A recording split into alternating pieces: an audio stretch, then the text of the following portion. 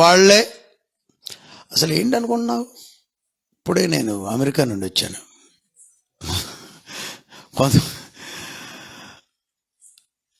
ప్రసంగం అయ్యేలోపు ఒక 10 సార్లు చెప్పాను అనుకో నేను ఆ మాట. పక్కోళ్ళు ఏమనుకుంటారు, అయ్యా అమెరికా వెళ్తే మాత్రం అన్నిసార్లు చెప్పాలా అనుకోరా? మనం వెళ్ళి వచ్చినప్పుడు చెప్పడం తప్పేమీ లేదు, కానీ మరీ హెచ్చించుకునే ప్రయత్నం చేయకూడదు. ఇదిగో నా జీతం ఎంత అని ఎప్పుడన్నా కరుణాకర్ గారు చెప్పడం మీరు విన్నారా? వినలా. చెప్పాలంటే చెప్పే అవకాశం కూడా ఉంది, కానీ ఎక్కడ చెప్పనక్కర్లేదు. దేవునికి స్తోత్రం, హల్లెలూయా. తన్ను తాను హెచ్చించుకునే ప్రతివాడిని ప్రభు తగ్గిస్తాడంట. దేవునికి స్తోత్రం, హల్లెలూయా. దీనులకు కృప దొరుకుతుందన్నాడు. దేవునికి స్తోత్రం. పెంట కుప్పల నుండి దీనులను పైకి లేవనెత్తువాడు ఆయన అహంకారుల యొక్క అహంకారమును అణచివేస్తాడు.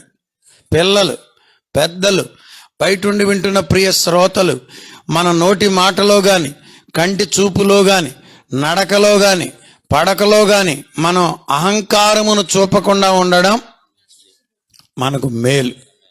స్తోత్రం చెప్పండి, హల్లెలూయా. ఆయనంట అహంకారులను గద్దె దించి దీనులకు కృపను అనుగ్రహించేవాడై ఉన్నాడు. దేవునికి స్తోత్రం. తన్ను తాను తగ్గించుకొనివాడు హెచ్చింపబడును. హల్లెలూయా. తన్ను తాను తగ్గించుకొనివాడు. బైబిల్ చదవటం కూడా జాగ్రత్తగా చదువుకోవాలి. తెలుగు మేడం గారు ఇక్కడ ఉన్నట్టున్నారు, అంతేనా? తెలుగేనా టీచర్ గారు? హల్లెలూయా. డ్రిల్లా? దేవునికి ఎక్కడో తెలుగుని విన్నట్టు. తెలుగు వచ్చిన వాళ్ళు బాగా వింటే దీన్ని ఎట్లా చదువుకోవాలి? ఒకడు ఎట్లా చదివాడంట, తన్ను తాను తగ్గించుకో అంటాడంట. అంటే నేను తంతాను, నువ్వు తగ్గించుకో అని. అట్లా ఉందా బైబిల్లో? అట్లా లేదు. నీకు ఇష్టం వచ్చినట్టుగా చదువుకోవడానికి వీలు. తన్ను తాను అంటే తనకు తానుగా. బైబిల్లో ఈ సిద్ధాంతాన్ని గొప్పగా ఉంచాడండి. ఎవరో తగ్గించడం వేరు, ఎవరికి వారే తగ్గించుకోవడం వేరు. ఎవరో తగ్గిస్తే అవమానం, మనకు మనమే తగ్గించుకుంటే ఘనత.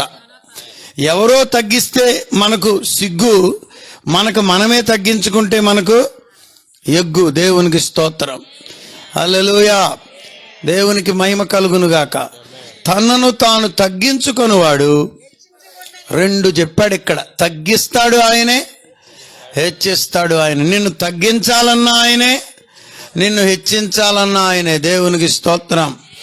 2026లో ప్రభువు నిన్ను హెచ్చించాలనే కోరుతున్నాడు. ఆమేన్. నువ్వెక్కడున్నా సరే, ప్రభువా నా బిడ్డలు కట్టి కృప దయచేయండి ప్రభువా అనండి. ఆయన హెచ్చిస్తాడు. నీ బిడ్డలను ప్రభువు హెచ్చించగలిగిన సమర్థుడు. ఆయన హెచ్చించినాక ఎవడు తగ్గించలేడంతే. స్తోత్రం. నీ బిడ్డలను ప్రభు ఆశీర్వదిస్తే శపించగలిగిన వాడు ఎవడునూ లేడు.